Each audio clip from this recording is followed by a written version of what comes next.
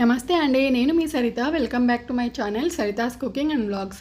ఈరోజు నేను చూపించబోయే రెసిపీ మసాలా ఎగ్ ఫ్రై. ఇది నా స్టైల్లో ఏ విధంగా తయారు చేయాలో చూపిస్తాను. ఇదైతే ఇలా చపాతీలోకి, నేనైతే మేతి పరాటోలోకి ట్రై చేశాను, చాలా బాగుంది. చపాతీలోకి, రైస్లోకి సైడ్ డిష్గా కూడా చాలా బాగుంటుంది. ప్రాసెస్లోకి వెళ్తే స్టవ్ మీద ప్యాన్ పెట్టుకొని ఆయిల్ వేసుకొని అందులో పోపు దినుసులు అన్నీ వేసుకొని అవి ఫ్రై అయిన తర్వాత ఆనియన్స్ వేసుకోవాలి. ఆనియన్స్ అనేది ఆప్షనల్. నేనైతే 2 ఆనియన్స్ తీసుకున్నాను. మనం ఎగ్స్ ఎన్ని తీసుకుంటున్నామో దాన్ని బట్టి వేసుకోవాలి. నేను 4 ఎగ్స్కి 2 ఆనియన్స్ అయితే వేసుకున్నాను. అలానే కొద్దిగా కరివేపాకు కూడా వేసుకొని ఆనియన్స్ కొద్దిగా ట్రాన్స్పరెంట్గా ఉడికేంత వరకు ఈ విధంగా ఫ్రై చేసుకోవాలి. తర్వాత 1.5 టేబుల్ స్పూన్ అల్లం వెల్లుల్లి పేస్ట్ కూడా వేసుకొని అది పచ్చివాసన పోయేంత వరకు బాగా కలుపుకోవాలి.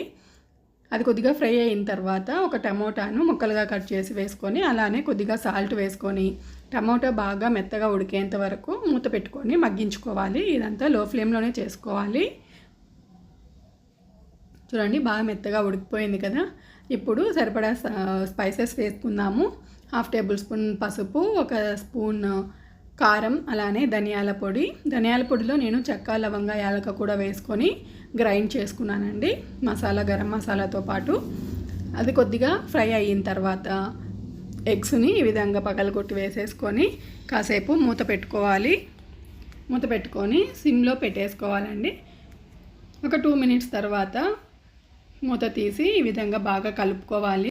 మీరు ఇలానే కాకుండా మొత్తం ఎగ్స్ అన్ని బీట్ చేసుకొని కూడా వేసుకొని ఈ విధంగా ఫ్రై చేసుకోవచ్చు. మొత్తం ఈ విధంగా బాగా కలిపేసుకోవాలి.